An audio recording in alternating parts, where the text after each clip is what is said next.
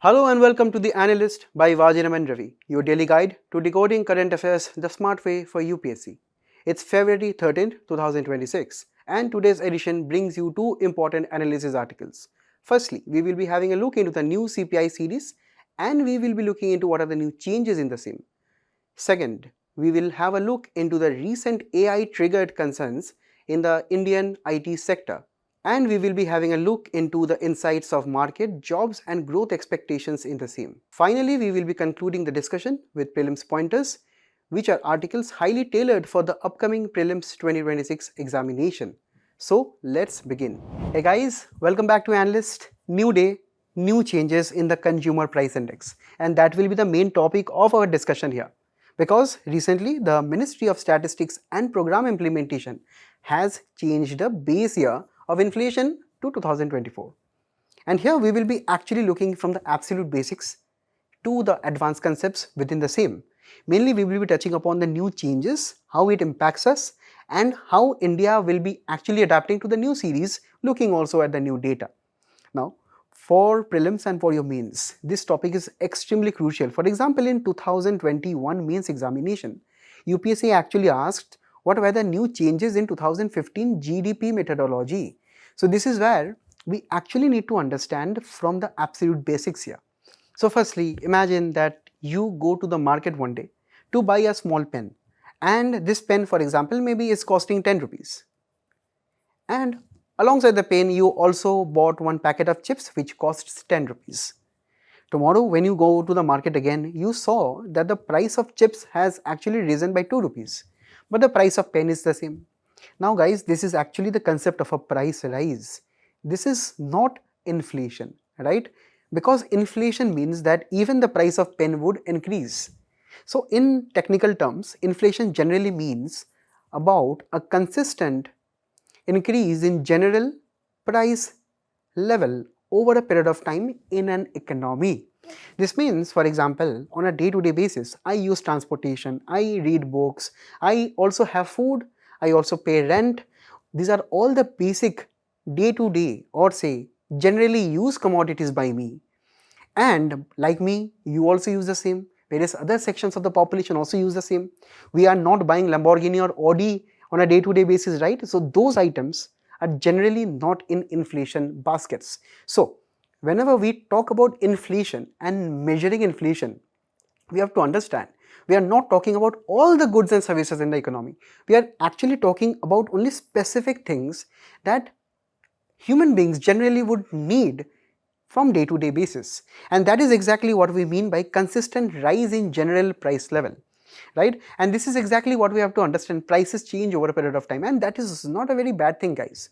Always, there is a negative connotation with inflation, that inflation is rising every month, every year. Obviously, see guys, the manner and the degree of that rise is important to understand. Firstly, for example, if there is a small price rise, the companies, the firms, right, in an economy would be very happy, because whenever small changes in price rise happens, they would think that they would have more profits, and that is why they would employ more people, they would open more new branches, and that is why a little bit of inflation is actually good for the economy. But when the inflation actually goes out of hand, when the inflation actually increases by 10%, 20% every month, or say every year, that is actually very, very serious, because then the main impact is actually on the vulnerable sections of the population. So that is why we need to measure inflation very, very accurately, and that is why in India we have two types of inflation mainly when we talk about measuring inflation from the government side. Firstly, we have the wholesale price index. In the comment section, you let me know who releases wholesale price index every month. And most importantly, when we talk about the RBI, because the Central Bank of India is actually looking at the inflation levels, and that is how the central bank also tries to manage the economy. Central bank, that is the RBI in the country, actually looks at the consumer price index, that is the general goods and services which are actually sold to the people at the end at the markets, that is to the people like us. And that is exactly what we have to understand is the main topic of our discussion. So what happens when we talk about the measuring of inflation in the country? We actually go with the consumer price index, which is released on a monthly basis. Now, you know guys, whenever the government would like to calculate inflation, they would like to take a base year. Base year means that, for example, if in 2012 the price of this pen was 10 rupees, maybe for example in 2013 that has risen to say 12 rupees, and say for example in 2026 the same pen is say costing 26 rupees. So for example we have to compare that with reference to 1 year in the past, how much inflation has risen in this year. So we are not calculating on a yearly basis, we are actually fixing 1 year in the past and we are trying to compare that year with the present year. So that is the base year, and that is exactly what has changed this time. Now when we talk about why we need to change the base year at all, let us actually talk about one very important and interesting concept, guys. Now there is a very interesting concept known as the Angel's Law. Before that, I want to show you some data first. Understand the data. Now, this is the Household Consumption Expenditure Survey 2023-2024. Note this, guys, because this is exactly the main reason why Indian government has actually changed the base year. And this is the main data which the government of India is telling that, okay, going forward, we will be using this data for verification of the various information regarding the prices of various goods and services. So what this is actually telling us, for example, say if you look into this part of the figure, we are talking about the various urban areas in the country, right? And how, you know, monthly per capita expenditure has actually grown over a period of time. For example, say in the rural areas, monthly per capita expenditure has actually increased. That means rural individuals are spending more on the goods and services. Also, the same has happened for the urban areas too. Now, most important things. For example, say in the rural areas back in 2011 and 12, you know guys, people were actually spending more on the food items. If you see, the red diagram is much more higher than in 2022, and actually that is how you have to understand over a period of time. If we compare from 2011 to the present years, you know, the expenditure that rural Indians actually spend on food has declined, and that has actually made us to spend more on non-food items. And if you see very clearly, this is the same for rural areas and urban areas too. Also, look at one more fact. For example, say if I am talking about that, okay, people are spending less on food and more on non-food items. So what they are actually spending on? They're actually spending more on fashion sales, right? So maybe you are actually buying more on Myntra than you did 10 years ago, right? That is actually quite true. Also, if you look at your own house, guys, right now maybe you may have a microwave oven in your house, washing machine, refrigerator. Some of the rich guys here would also have dishwashers. So if you see a very curious trend, guys, from 2000 to 2010, 20 and the recent years, the sales of such items also have been increasing. So more of the rural India plus urban India have been buying more of these items. And guys, you have to understand one very important thing, guys, that all of these things, for example, are kind of becoming very, very basic in every household, right? And because of this, our standard of living, our cost of living is also determined by these things. That means that, for example, 10 years ago, maybe the monthly per capita expenditure of the rural and the urban areas and the people living there were actually lower. And that is why they were actually spending more on food. That is the most basic item that we need to actually live our lives. But over a period of time, our incomes has risen, and that is why we are actually spending on food. That is obviously there. But over a period of time, we are buying more new items. We are going on foreign tours. We are actually buying more AC, refrigerators, televisions, right? We are doing all of those things right now because as and when incomes rise, the expenditure you actually spend on the basic items, they go down, and you actually spend more on the non-food items. And this is exactly what the Angel's Law tells us, that as and when your income increases, you spend less on food and more on the other goods and services that actually enhance your quality of life. Just imagine the scenario right now. If you want to make some payments via UPI, you need the basic internet service. So this means that internet now is no longer a luxury. Electricity connections now are no longer a luxury. Transportation, health, education services, they are no longer luxury. So this is exactly why we need to change the base year, because the base year earlier was quite around say 10-15 years ago. Economy has changed from then, and this is exactly why the people are actually spending on the other services, other goods, and that is why the government has to revise the CPI again. And this is exactly what brings me to a 2022 question, guys. See, read this one. In India, which of the following is responsible for managing price stability by controlling inflation? All of you know that it is actually the Reserve Bank of India, because Reserve Bank of India has one very important institution known as the Monetary Policy Committee. Monetary Policy Committee is actually a statutory body where there are 6 members, 3 from the RBI, 3 from the Government of India, and they actually decide upon what would be the general interest rates in the country. For example, they would actually tell that okay, repo rate should be this, and that is how we are actually managing inflation. And in India, we have a target of 4 plus minus 2%. That means that inflation can be minimum of 2, maximum of 6%. So if inflation is within this range, it is actually quite manageable. And if it is going out of hand, then maybe RBI would be increasing the interest rates to bring down the money supply and to actually let people spend less. Now related to this, in 2022 again, there was another question here, guys. For example, in the first statement, the question is telling you, if the inflation is too high, the RBI is likely to buy government securities. Now I want this answer in the comment section. Also, let me know what is the solution to this rest of the MCQ too. Now, let us actually look into what are the things which have changed. Very important for your mains and prelims examination. Firstly, we have changed the base year to reflect the new things that the people are buying in the market. Because you know, guys, as going according to the technical definition of inflation, inflation is actually the persistent rise in the general price level.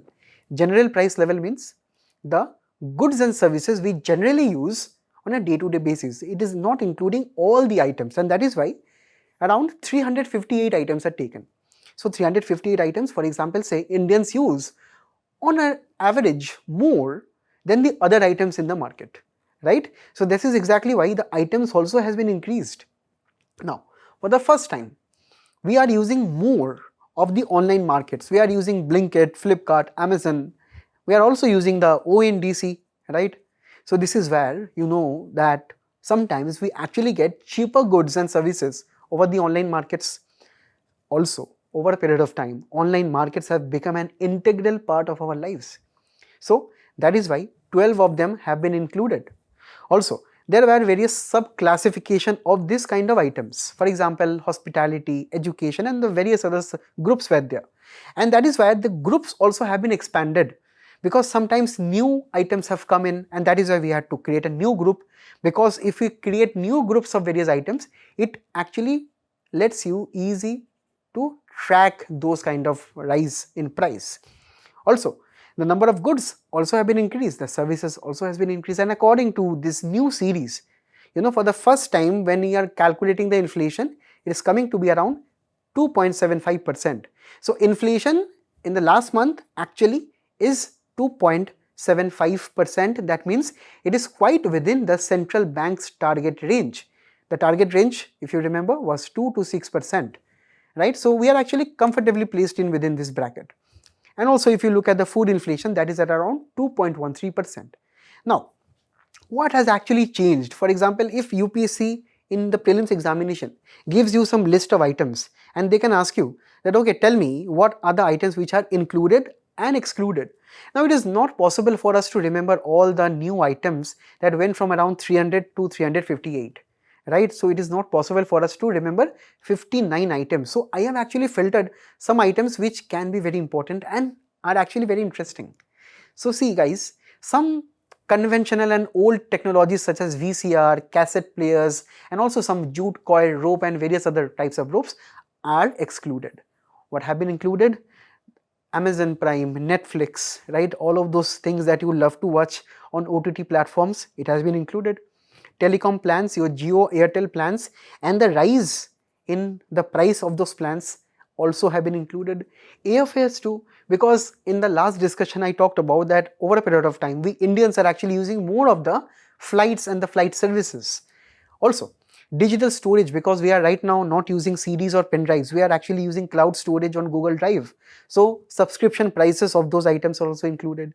Streaming services are included. Even much more interesting is that childcare services are also included, because childcare is a very important section of the care economy, right?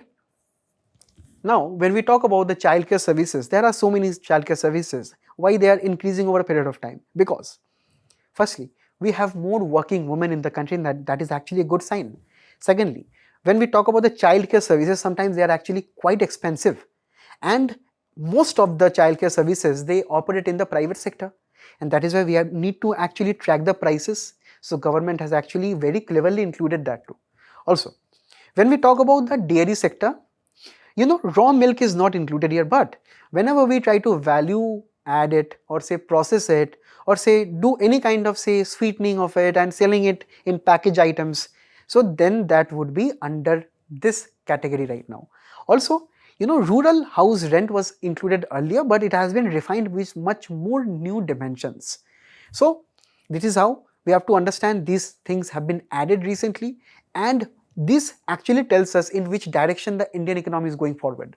So just pause for a moment and think that this is exactly what the structure of the future economy would look like, and maybe in the future we can also add new items too, but that would be dependent on that time of the future. So this is exactly where we actually have to understand that the new basket and the old baskets are actually vastly different. Firstly, when we talk about the food and beverages, in the previous CPI basket, right, in the previous one, the food beverages had an weight around 46%. That means, remember Angel's law, that whenever the income of some countries are actually lower, people spend more on food items. And that is why, in the earlier CPI weightage, the food and beverages were actually given higher preferences. But right now, the per capita income of our country has risen, incomes are rising, and that is why food weight has come down. Also, when we talk about the clothing part has decreased again, because it is also one of those basic items that we use, and we cannot waste the weightages only on the clothing item, because we have to include housing, transport, health, communication, and various other items. So this is exactly why we have seen that the housing component has increased, because right now we are not only including the rent, we are also including the gas services, electricity, and so many other things that come with your rented house. Also, when we talk about the transportation, petroleum prices are on the rise. This is exactly why the weightage also has been increased. Health, because after the COVID pandemic, we actually were in a shock. Right now, if you also see, the non-communicable diseases burden is increasing. The cost of medicines are rising. We have to accurately reflect that. Also, when we talk about the communication part, we are actually using data much more than before right now. The per capita usage of data in the country is actually insane. Also, when we talk about the pan and tobacco, we have to accurately reflect the price also, because recently the prices of the same has increased, and some of our friends here can actually tell me what and how much of the price has increased, and that is exactly why it has been also increased very slightly. The weightage has been increased very slightly to also reflect the changes in the same. Now, again, we have some PYQs, but I want to focus on this 2021, guys. We just talk about the weightages, right? Now, weightages are actually assigned with reference to the importance of those sectors in this particular 2024 base year. So if you see, 2021 PYQ actually focused on the previous base year question, and that is why they are asking you, the weightage of the food in consumer price index is higher than the WPI. They're also asking you that the WPI does not capture changes in the prices of services, where the CPI does. So please do let me know what is the answer in the comments below here. Now finally, we actually have to come to the mains part here. That is a critical analysis. Why this change has been done right now. Firstly, understand Engine's law. You have to use such technical definitions in your answers, technical words in your answers, to actually get those extra marks. Because as a country goes from a low income to lower middle income to middle income countries, we actually spend less on food and more on the services.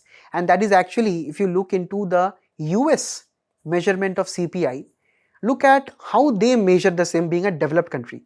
They actually look into more of the services, right? They also look at food at home, food away from home, right? They focus more on energy items. So this means that a developed country would not spend much more on food and beverages, and that is why that share is going down, right? And that is why if you have seen the housing sector, it has been increased, transportation sector, it has been increased, because these are the things which we are actually using more in India right now.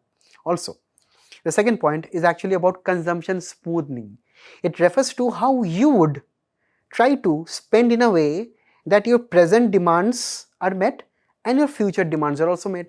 So at the same time, you are presently spending on the economy, and you are thinking about your retirement. That means that you are actually a very cautious person. So you need to obviously spend on food, shelter, clothes, right, in the present times, but also you have to save for the future. You have to build more assets. You have to build more skills as a person. You're preparing for the exam so that you actually clear the UPSC examination and become an officer, where you will have much more better skills in managing the economy, maybe tomorrow as maybe the finance secretary of our country, God knows, right? So that is why, we have to reflect these changes as of now. People are actually spending right now at this time more on asset building and more on human capital building. So we are reflecting those things in the recent survey. Also, we are taking the digital marketplaces too, because the digital marketplaces such as Blinkit, Amazon, they are various, numerous in number, and we almost on a daily basis sometimes use these kind of services in mainly urban areas too. Also, when we talk about the measurement by, sometimes the online marketplaces have much more cheaper prices. They give us so many discounts. Remember the big billion day, right? All of us go mad during that time. So this is exactly where the prices are lower than the offline markets. So we cannot exclude one type of market where we actually are very active in.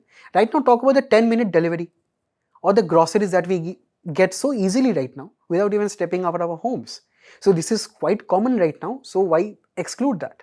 Also, monetary policy is very important for us to understand, guys, because you know that whenever we were measuring inflation earlier, food and beverages and petroleum and other items were actually very volatile, right? And those volatile items weightage has been reduced. RBI used to earlier complain that, okay, if we are actually talking about Indian economy does not use too much of food right now. But if some monsoonal impacts are there, or say some other shocks are happening in the agricultural sector, and due to which the prices of tomatoes, onions are increasing so much that it is reflecting the overall inflation level in the country also. Now that is not a clear picture, because we have education service, we have health service, we have inflation in other levels also. Those things are not accurately reflected. And RBI, if it wants to do good monetary policy, it has to have accurate reflection of interest rates and inflation. And that is why these core items, which are those volatile items, food and fuel, right, those weightage have been reduced slightly. And that is why, the inflation figures right now can be much more accurate with reference to the levels of the economy. Also, if we have much more accurate data, we can do accurate targeting of the interest rates, because guys, interest rates of the RBI always reflect how much we can demand in the economy. For example, say if the interest rates are too high, no one will be demanding more loans, and if there are no loans, no businesses will expand. And that is exactly why we have to understand that with reference to housing and transportation, now these are very interest sensitive sectors. The interest rates actually determine how many buildings and real estate projects will be taken up, right? How much of the energy sector will be taken up. So that is exactly why we need to track data very accurately. Also, a very welcome aspect has been seen here with reference to the standard of living. For example, house rent plus water bill plus electricity bill plus gas bill, everything has been incorporated when we talk about the inflation in the housing sector. In similar way, in other sectors also, various other parameters have been streamlined. So this means that we are also trying to accurately reflect the standard of living, because earlier if you were excluding water bill, electricity bill, so this would not tell you the real picture, right? And at the end of the day, this revision of the inflation base year and the various other changes that we did, it is not a new thing which is going on. We recently also are thinking about changing the base year of the GDP, right? We are talking about changing the base year of the index of industrial production. Also, the wholesale price index. This is exactly why this is actually part of the broader reforms in the national accounts of the country. Now in the comments you will let me know what are the approximate years which the government are actually thinking about in these three items. So these were actually the main reasons, and going forward we actually will be having much more accurate data. So at the end there is a question for all of you, related to Angel's law, and the question here, a very important one. You can try to answer it in the comments below, and I can also try to have a good feedback of it. Right? Now let us move on to the next one.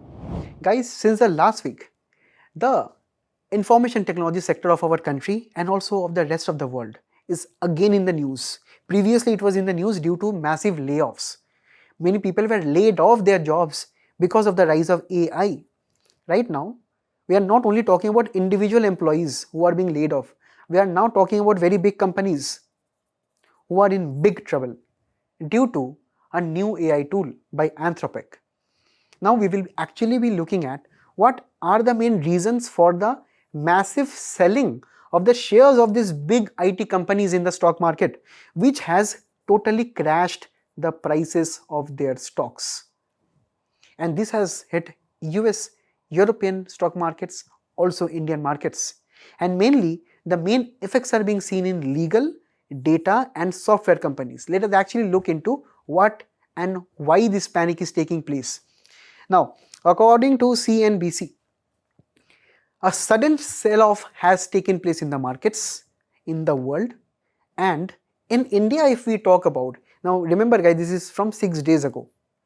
6 days ago there have been 1.9 lakh crore which was wiped out of the Indian stock market because of a new AI technology, or you can tell a new AI tool by the name of Claude Opus 4.6. Now, this Claude Opus is actually owned by a company known as Anthropic. It is similar to your ChatGPT and Gemini, but it is much more smarter right now. Why? Because it can also solve complex tasks from Excel, PowerPoint.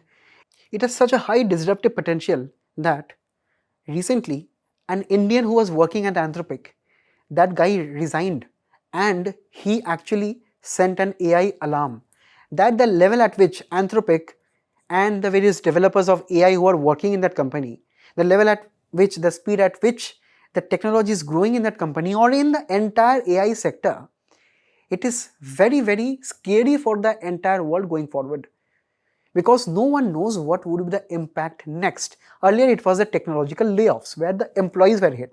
Right now it is actually the big tech companies and even the small companies and the medium companies who are being hit. Next, God knows what will happen. And that is why there have been many calls by various experts, even policy makers and economists, who are warning that we have to halt the AI research, because at the level at which AI is progressing going forward, it can replace human beings when it comes to such amounts of jobs. For example, when we talking about say legal research and the various services which very big companies used to provide for legal database, that is being very simplified via this Opus 4.6. One thing that earlier it would require around $10,000 to search some legal cases, some references by some top lawyers who used to outsource this legal process to some other companies. Those companies used to charge $10,000 for that work. Right now, that lawyer can actually purchase a subscription of Opus 4.6 for some few $100, and that person can do that within 2 seconds, right? Also, when we talk about data analytics, various big companies actually handle the data of other companies, right? And that is where such companies, where many Indians also work at, they are being replaced by AI. Also with reference to various software licensing, right? For example, if you are taking benefit of say some various technical consultation, for example, you are thinking about opening a new ice cream parlor, so you actually approach Infosys. Infosys actually also gives business consulting services. So you can go to that business consultant and you can ask that, okay, if I am opening this ice cream parlor here, what would be the various costs, what would be the various other implications that I have to think about it. Now AI can do everything for you, right?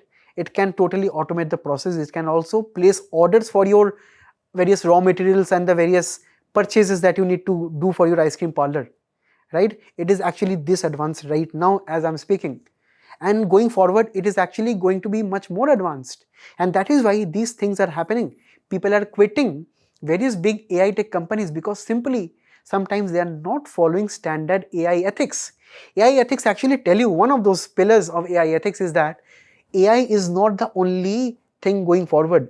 We have to talk about AI human being cooperation going forward. So that is why the speed of research and development in AI must be taking forward also with the upgradation of the skills that we also need to do over a period of time. Now imagine one thing here guys, that this technological sell-off which has happened right now, it has impacted the biggest of legal and data firms, software companies and even big publishers such as Pearson, Sage, analytics firms. Experian, if you can understand, this company also releases our credit score, right?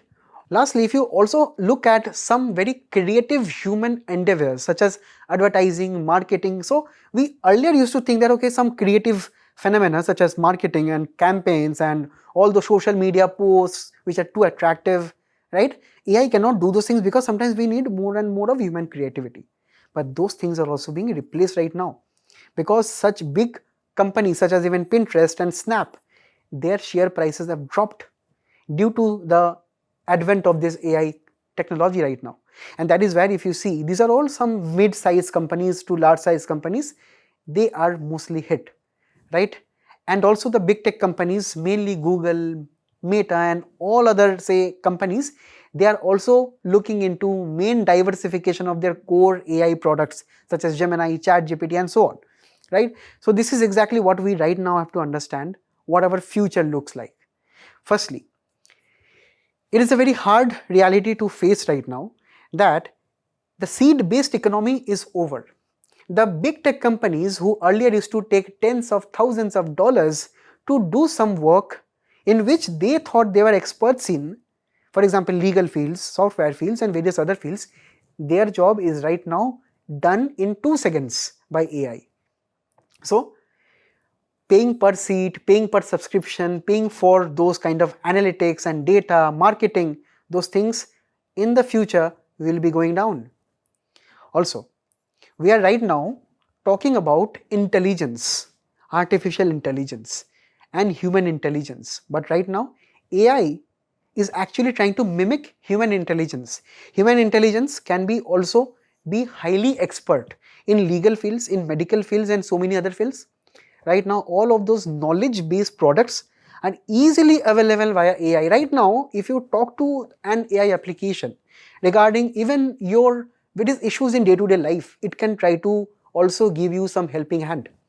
If you can talk about it with reference to some black holes and other mysterious features of our universe, it can talk to you like an astronomer. So AI is actually making information and even expertise of lawyers and doctors and chartered accountants and financial experts much more easily available at a very low cost. So right now human beings must be freed from those kind of knowledge and they must be trying to becoming much more creative to beat AI, right? It is like that, you are actually trying to beat the topper of your class, right? The topper always beats you somehow, but you struggle much more hard to beat him or her, right? So this is exactly what is happening right now. Next, in the future, we would use AI more as an agent than a tool. Remember when ChatGPT was actually released in December 2022? We were asking very silly questions, right? Or we were also sometimes using it for various important tasks. For example, say, if you would want to book a trip, so ChatGPT would have found the various flight details and so on. But right now, what these tools like Anthropic's Opus 4.6 can do is, for example, if you want to book a trip, it can actually look into the flights, the hotels, it can also create a plan for you and book the flight. It can sync with your calendar. You can just simply relax, do nothing. You have to just pay the money and just you have to tell the AI to do something. So, guys, in the middle, just imagine, for example, there was actually a flight website. There were actually so many hotel websites or so many other small platforms were there where you would have individually gone there to their websites. Maybe those websites would have shared you some ads, advertisements. So those kind of ad revenues, those kind of people, all those things which were eliminated in this entire process are totally vanished or will be vanishing gradually over the years. And that is where you also see right now a structural unemployment taking place. Over a period of time, the white collar jobs, which we right now tell that, okay, if you are working at a very big company of say Microsoft and Google, you are so well established in life, but they are facing a very hard and harsh reality. Either they have to quit their jobs and start their own startups of AI, or they have to upskill to stay in that company. They have to work a lot harder because the white collar jobs and the services that they used to provide, they are becoming much more cheaper, right? And that is exactly why now we are actually shifting from labor to capital augmented labor. Capital augmented labor means, capital generally means the various high-tech machines and the technologies that we are using. So that means AI plus labor would be the future going forward. And that is why right now we are actually talking about using AI in schools and colleges and whatnot to actually try to upskill, because India and the impact of the same on India is actually very severe. Earlier, when we talk about India, India was having a high amount of cost advantage, right? From the 1990s, liberalization, privatization and globalization reforms, India actually had a high amount of cost advantage because of companies such as Infosys, Wipro and even various other big companies coming in India such as IBM. All of them actually propelled India to become a service sector behemoth, where we were not actually doing too much of innovation in technology, but we were actually solving the various problems of the technological sector at a very low cost. For example, business processing outsourcing, legal process outsourcing, knowledge process outsourcing, and that actually led to the development of so many cities in the countries also. Say Gurgaon, Pune, Bangalore, Hyderabad, all of those economies are kind of dependent on the IT sector, right? So this is exactly what we have to understand, that all of these are in peril due to AI. The Indian IT giants such as Infosys, even our own favorite Mr. Narayana Murthy once told about more than 70-hour work week, right? Remember, even his job can go. Also, he recently told that AI is a silly old program. Just imagine the kind of level of sadness that he would be right now, because Infosys and all of those kind of similar IT company shares have plummeted like anything, because simply they did not innovate by going into new technologies and new AI research and so on. They stayed in the legal processing outsourcing, they stayed in the BPO services. Over a period of time, we obviously tried to improve many of the impediments that the Indian IT sector faced, but that is where we are seeing that India is actually facing a huge crisis. Right now, that is why the government of India is talking about having more global capability center, so that the big tech companies can actually set up centers, and even Google is doing the same. We are actually talking about setting up more data centers, right? We also covered the same in the budget. In the recent budget, government of India has actually increased the same. Also, if you see that the global capability centers are increasing in India over a period of time. So this is how Indian IT talent is also a very big resource for us, even in the face of AI, because we can easily try to transform India's IT sector from a very pre-AI era to an post-AI era, right? Because there are many startups which are coming in, funds which are coming in from the government. Also, there are so many aspects which are promoted by even the private companies in India itself. So there are roots of optimism in this particular mission, but if we do not act early, it will be a demographic disaster, because simply we have 1.5 million engineers who are graduating every year or more than that. What will happen if they are not skilled in AI applications? And that is why the major government initiatives with reference to skilling, for example, Skill India Mission, Pradhan Mantri Kaushal Vikas Yojana, Future Skills Prime and various other skill-based initiatives must purely focus on AI, machine learning and various other courses such as prompt engineering and so many other things. Robotics. So these are all the sectors that we have to focus right now. Also, with reference to Atal Innovation Mission, This is highly crucial right now because we have to promote the same, promote the AI age and the AI growth at our schools and college levels too. And this is where the main change and the main reform should start, because our school children would actually be the next generation. So to avoid that kind of demographic disaster, we have to go forward and set up much more adult tinkering labs and so many other collaboration with the private sector and the industry at the same. Also, when we talk about the industrial training institutes, right, we cannot only focus on the mechanical part and the mechanical training there. We actually have to talk about the digital literacy, research and development in AI too. And this is exactly how we should be going forward. We should be totally rebranding all those skilling initiatives that we have here and totally repurpose it to fit for our AI mission, right? For example, when we talk about India and its AI mission, we are having a sovereign AI infrastructure.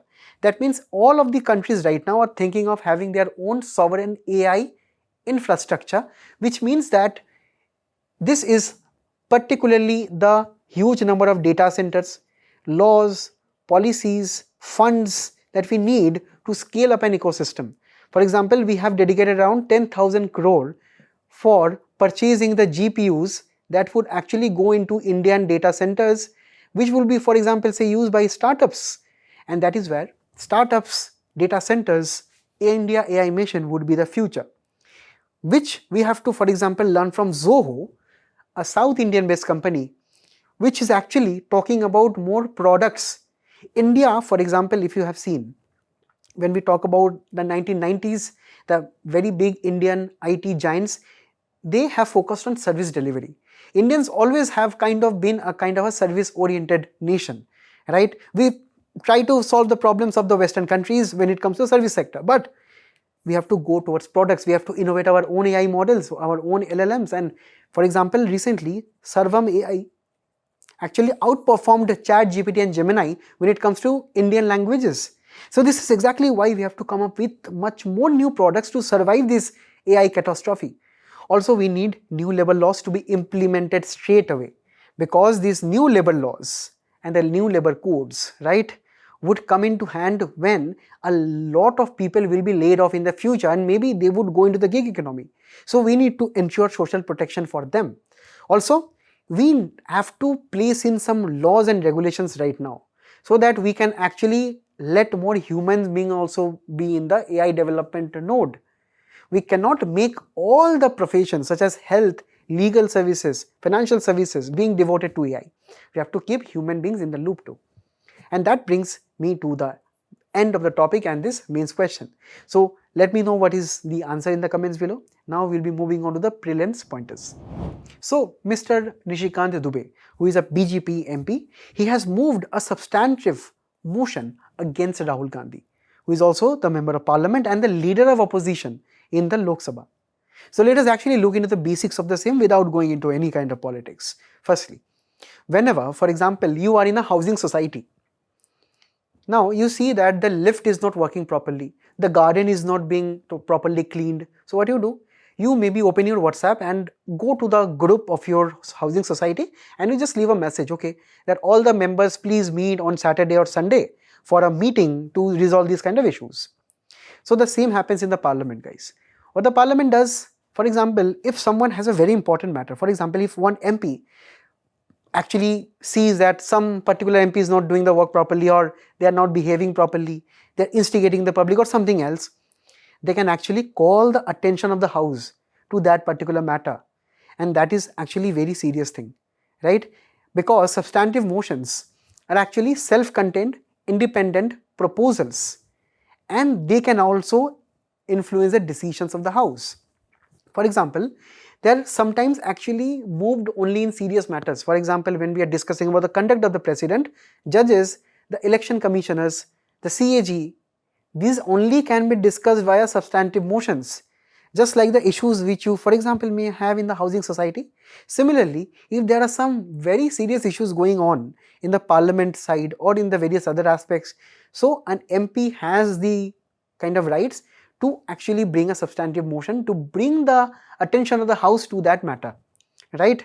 For example, these are generally used for elections of speaker or deputy speaker, bringing in no confidence motions, removal of the speaker even, right? judge impeachment motions, expulsion, suspension motions, and also with reference to any vacancy of the seats. So all these are very serious issues, right?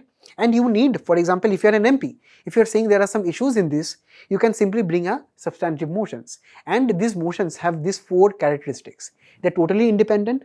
That means you can actually bring it on your own, and it is not dependent on any other types of motions, okay? Also, it is self-contained. That means whatever you would draft in the motion, it is complete in itself. You would not require anything else for the same, not any other motion also. Also, you are bringing this motion for discussion, for attention of the House to that particular issue, right? So that means that the House will also vote on your motion. It will also decide whether some binding decision would be taken place or not. And this is exactly what you have to understand, what is actually the procedure. For example, if you are bringing a substantive motion to expel an MP, which is in the case of this article here, firstly you have to submit a notice in the House, right? And the notice here, any one MP can give here. We do not need more MPs here, not 2 or 3 MPs are needed. Only one notice by an MP to the Secretary General would be enough, right? Also, the second process would go to the Speaker. Now the Speaker will be trying to read the content of the motion, what exactly the issue of that MP is. If that is important, then only the Speaker will tell that, okay, you have the leave of the House. You have the opportunity to explain yourself to the House what is actually the main deal here. And if the Speaker thinks that, okay, it can be discussed upon in the House, then there will be a debate. And in the debate, the MP who actually moved the motion will be speaking first, right? And with reference to, say, some of the motions, right, the MP also will be getting the opportunity to speak at the end of the debate to actually go through any kind of arguments or counter arguments too, right? And the final step comes with the voting.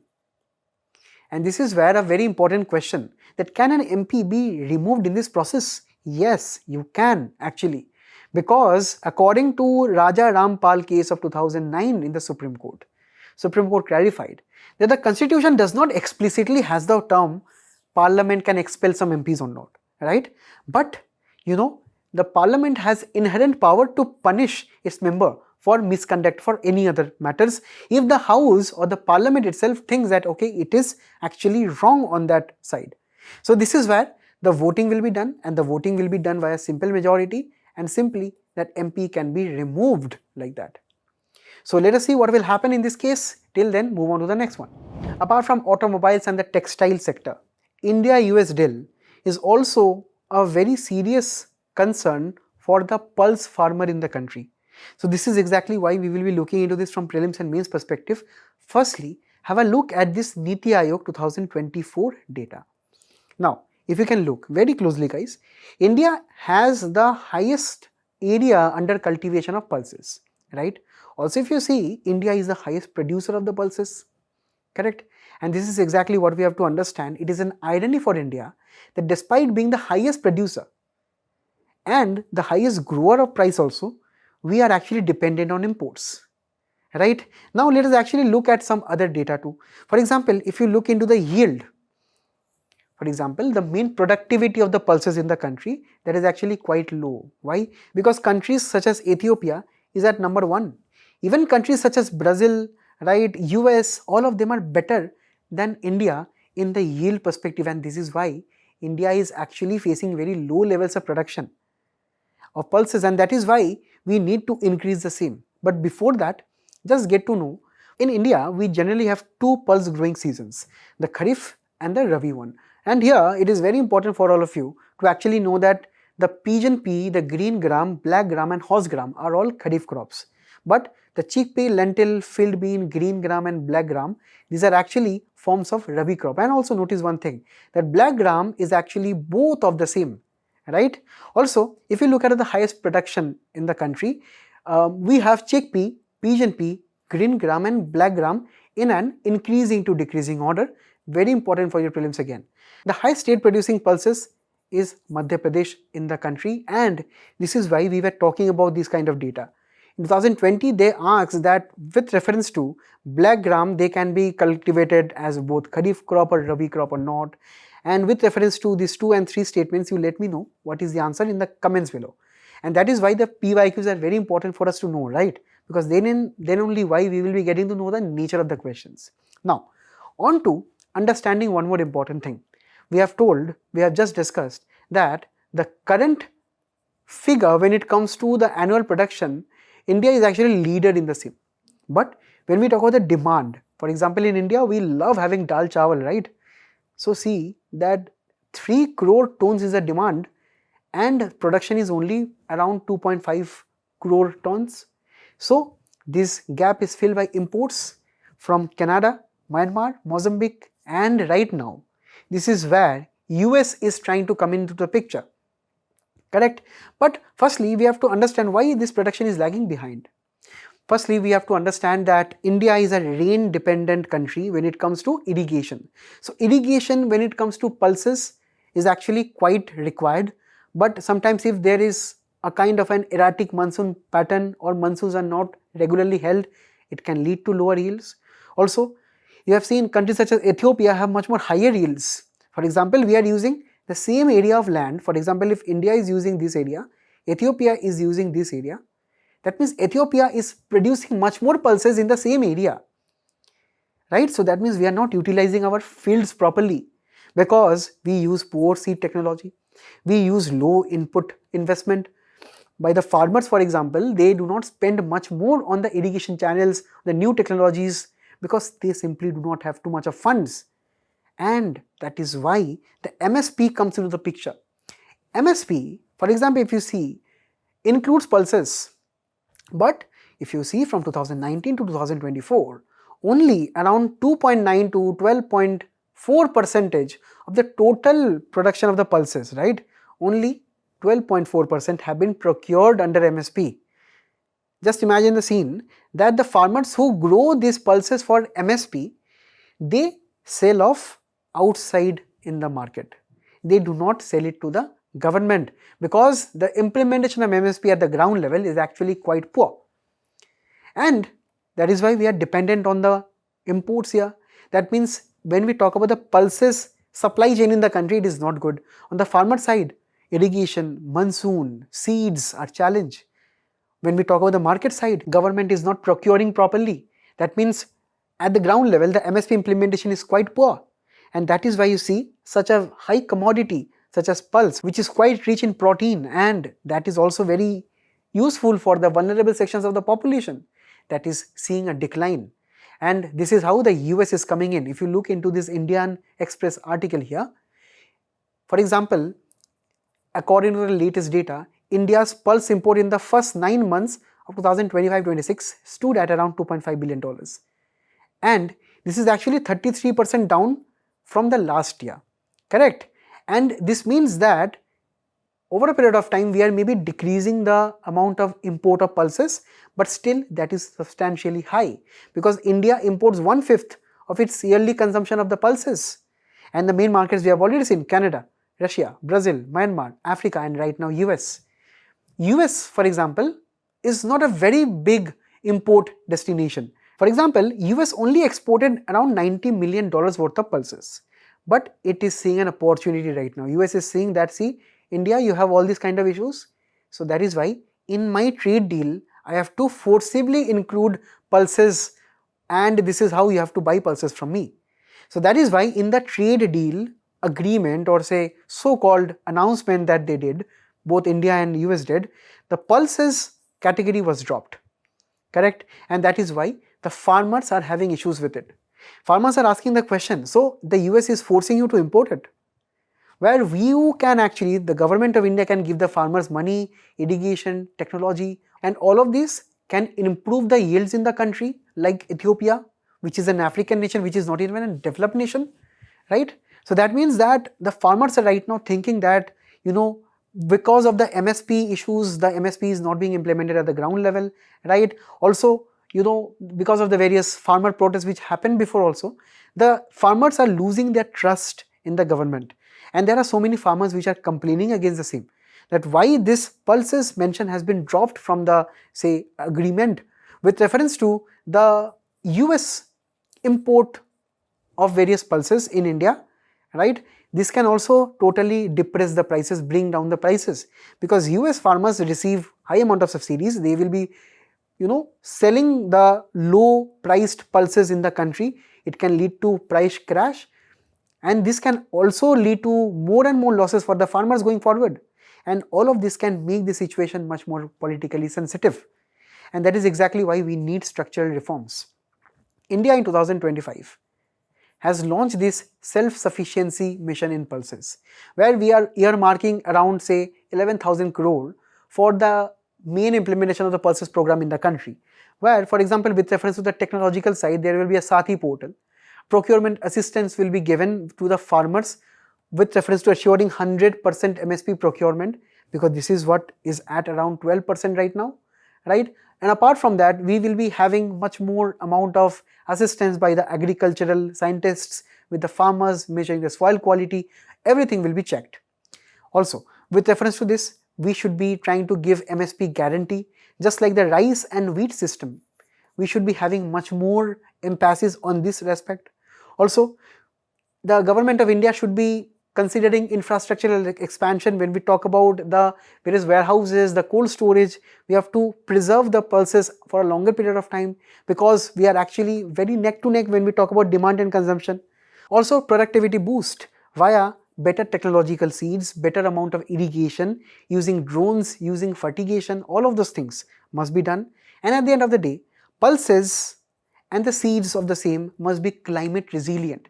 They must not be using so much of water or so much of fertilizers. So that is how we should also be developing those varieties which are much more resistant to droughts, to floods and to various other climatic stress. So this was all for this one. Now we'll be moving on to the next. Another editorial from the Hindu, where we are talking about the WHO. Now WHO, is a very important international organization under the United Nations, established in 1948 with having its Geneva headquarters.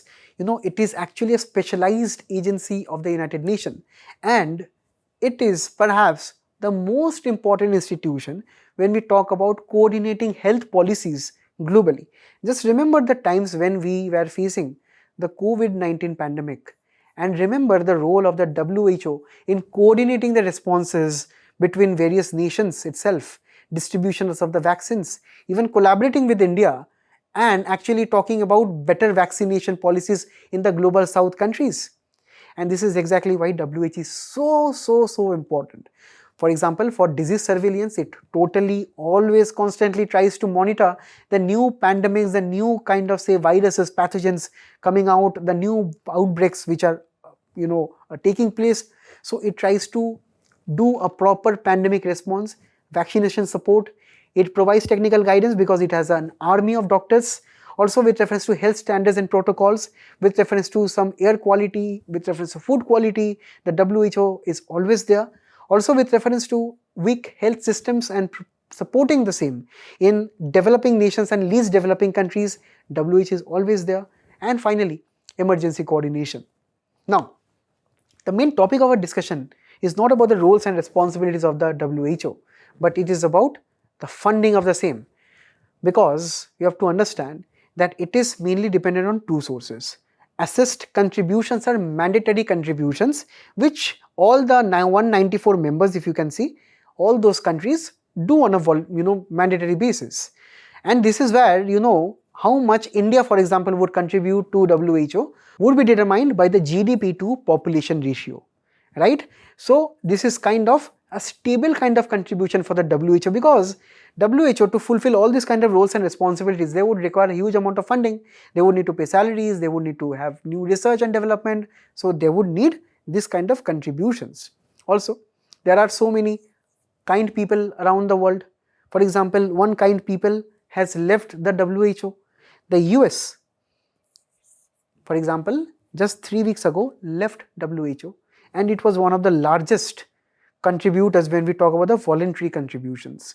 Generally, the developed nations, the Western economic countries, and also various big philanthropies such as Bill and Melinda Gates Foundations, they are actually one of the largest sources of voluntary contributions, and voluntary contributions are actually very, very huge sources. If you can see here, US contributed around $1 billion, 15% of the same. Bill and Melinda Gates 12.7%. Just imagine, one organization itself. Then comes Germany, GAV Alliance, European Commission, Rotary International, the UNCERF. All of these are actually voluntary contributions, and voluntary contributions are going down because they are unstable in nature, because some kind people like the US can leave anytime that they want. And mainly the US is leaving because it does not want to support any kind of international institution with US money, because they think that American first is the only motto going forward. They think that being developed countries, their hands and responsibilities are no more over such organizations which help the developing countries a lot. And that is exactly why we have to conduct this vulnerability analysis right now for the WHO, because it is facing an existential crisis right now. Right? Because recently the WHO announced a very surprising and a sad thing, that they would reconsider looking at their priorities in health. And if WHO is reconsidering not spending much in the health sector, just imagine what would be the condition over the world. Also, they are talking about shutting down low impact services. What are these low impact services? Maybe helping some pregnant and lactating mothers in some remote sub-Saharan African country. So those mothers will not be getting the assistance anymore because simply the money is drying up. They will be firing their workforce, where 7,000 people are employed directly and indirectly all over the world, even in India. Mainly if you see Afghanistan, Congo, Ethiopia, Haiti, Lebanon, Mpox vaccine, or say various other features, all of these conflict zone hit areas will be much more hit, because WHO was the only provider of the neutral medical aid, because in these countries mainly the people who are at the fringe of the population, they do not get aid. If they are getting aid, maybe they have political connections. So WHO was their only neutral friend. Also, assist contributions are actually quite low if you have seen this figure, right? Bill and Melinda Gates, GAV Alliance, European Commission. So all of these are voluntary contributions. Majority of them are funded by them. So let us actually increase assist contributions. It would not hurt much, right? Because the WHO must go on. It must go on functioning. And finally, that is why India should step in. India should step in, pushing in more reforms when it comes to increasing the assist contributions, fighting for much more vocal and local issues of the global south countries. Most of the countries, if you see here, they belong to the global south nations. India should be an active partner with all of them if it is possible. Also, India aspires to become a Vishwaguru. That is why we must be also extending our vaccine maitri with reference to all these countries. If the WHO is not performing well, because it is not actually led to perform well, so India should try to fill the vacuum by firstly advocating for more reforms, secondly taking unilateral actions by engaging with all these countries and be that neutral friend. So this is an opportunity for India to address, and also this is where we move on to the next one. In 2025, after the Pahalgam issue, after the Pahalgam terrorist attack, India suspended the Indus Water Treaty. And this is how the articles like this time to time bring back that treaty into the news, but maybe not into force, because India still right now is not accepting the treaty after that attack. So India has kept the treaty in abeyance, maybe permanently. And that is where for prelims examination mainly, we have to talk about the Indus river system, India and its neighborhood, and also the amount of infrastructure that is needed mainly for the development of the Jammu and Kashmir region. Firstly, understand some basic concepts of run of the river versus storage dams. Imagine that there is a river flowing down a slope, and what you do, you just put a machine here, and this machine is having a turbine, and along with the flow and the current of the river, the turbine will be trying to turn and generate electricity. But when we talk about storage dams is where you construct a very big dam here, right? And you try to create another kind of, say, ponds by diverting the water here from the dam, just to generate hydropower electricity at a very large scale. Now, for Pakistan, any kind of projects on the Indus River, when it pertains to storage dams, is a very problematic issue for them. Because according to the Indus Water Treaty, which existed earlier from around 1960s, right, it is where it was decided that India has rights on the western rivers, right, with reference to run of the river projects only, right. For example, this can only be used for hydroelectricity, right, or various amounts of agricultural use. But when we talk about this large dam and the large dam storage projects and the diversion of the water from there, Pakistan never is happy, because mainly with reference to the Indus river system, which originate in China and India, right, they flow through this Jammu and Kashmir region and Punjab region, right, and they enter the borders from these two states. And Pakistan is always concerned that if the river flow is stopped, what would happen to their economy, right? And that is exactly what India is right now doing.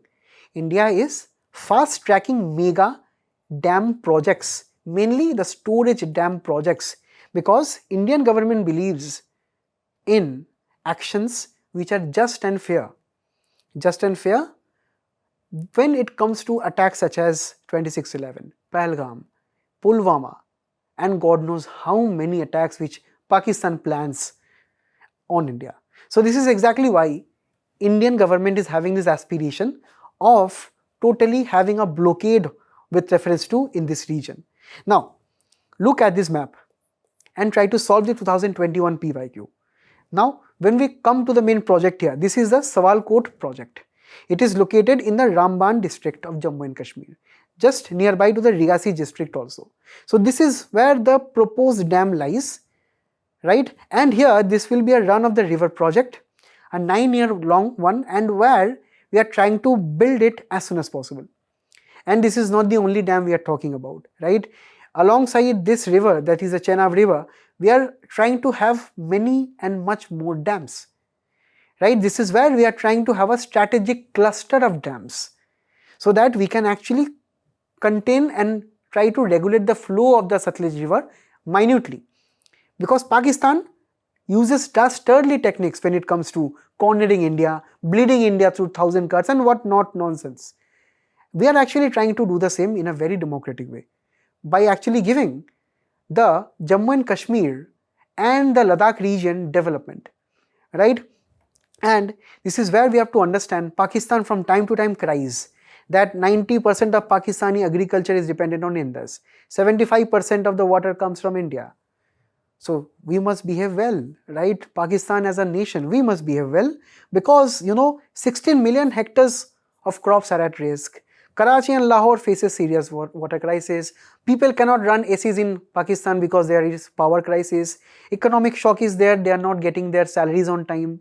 Because Pakistan talks about all these things and they cry, but still they attack India. And they think that India, like the times of 26/11, they would leave Pakistan alone. But it is not that era anymore, right? Because time and again Pakistan complained and cried to International Court of Arbitration, International Court of Justice, World Bank. They always go and cry there, but no one listens to them. But right now what our government is thinking, we have to talk about speed. That is why all these projects will be done as soon as possible, right? We should not be following protocol, because Pakistan does not following protocol. It follow the principle of taking Indian people's life, right? And that is where we should be killing two birds with one stone. We should be cornering Pakistan. Also, we are talking about energy security for Jammu and Kashmir. And we have a larger plan in space. We have to use the Jammu and Kashmir waters, right? The Indus system waters for the development of rest of India also. So if you see, the canals which come from the Indus water system can extend to Agra and even to Bhuj in Gujarat. So this is the potential of the Indus river system here. And at the end of the day, China is having so many projects on the river Brahmaputra, right, in their own territory, which they are trying to control the flow into India. So this is where we see that there is some water diplomacy going on, some water sabotage which is going on. So this is why we should also try to understand the implications of this Indus Water Treaty and how relevant it is in recent times. Now we will be moving on to the last one. Bodhan AI is the latest initiative by India to transform the education system using artificial intelligence. Let us look into it, especially on the back heels of the Global AI Action Summit that is slated to take place in the month of February. So here, via this initiative, India is trying to promote digital public infrastructure for education. Mainly when we talk about the digital public infrastructure, there are two types. One is from the government side, one is from the private side. The examples will try to help you in this manner. For example, when we talk about the UPI, we are talking about the digital public financial infrastructure, right? When we talk about the Aadhaar system, when we talk about the ONDC, these are all digital public infrastructure. On the other side, if you look at the private sector, we have credit cards, we have smartphone messaging apps, we have email services. These are also infrastructural services which operate on the digital medium where a lot of people are actually dependent on. This is why they are very important, and the same we are trying to do in education sector, because it is said according to the Bloom 2 Sigma problem that students actually who take coaching or who take tutoring, they perform much more better. And this is not we as a coaching institute who is telling this. This is according to a world level survey, right? You can actually go to the internet, you can also go to this research paper and look into this. For example, if we only do classroom lectures, students' engagement and understanding would not be too much. But if we actually make them much more practical, if we do much more one-to-one mentoring, one-to-one tutoring, coaching, so this means that the learning outcomes will actually much more better. And this is exactly what we are trying to do. From the KG level to PhD level, we are trying to integrate AI and creating an Indian AI education stack, right, where the digital public infrastructure will be used in the educational sector.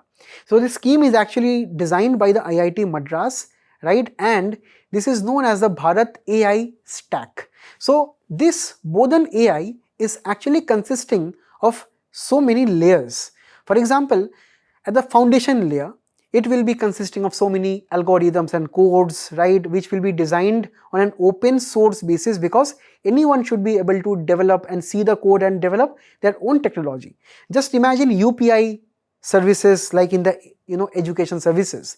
For example, there would be lectures, there will be AI content, there will be infographics, there will be design, all of these things, all of the AI infrastructure will be easily be accessible to the students, right? And this is where the various layers come into picture. For example, I told that the first layer will be having complex algorithm, cloud and compute power. Here there will be the GPUs which will be powering the main AI educational infrastructure.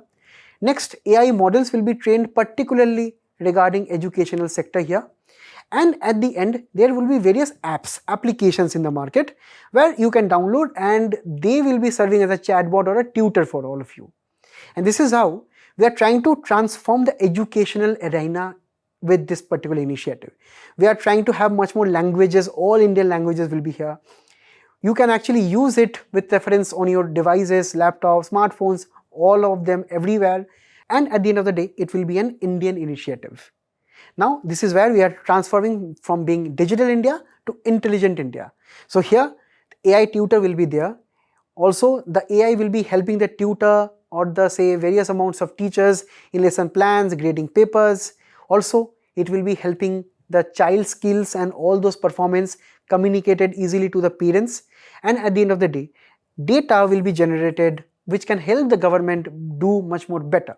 Apart from this, in the summit itself, in this meeting itself, other collaborations with IIT Bombay and Columbia University, IIM Lucknow, IIM Jammu and Bangkok institutions, and also Ranchi IIM has collaborated on various education and AI initiatives. Now, in Indian Express also, in the explain page, we have so many examples of Indian AI startups in news. All of them you please read in the handouts, right? And this is how we actually know that how India is going forward. So this is where this Global AI Impact Summit is taking place in February 2026 this year. but in 2025 there was a question on this already.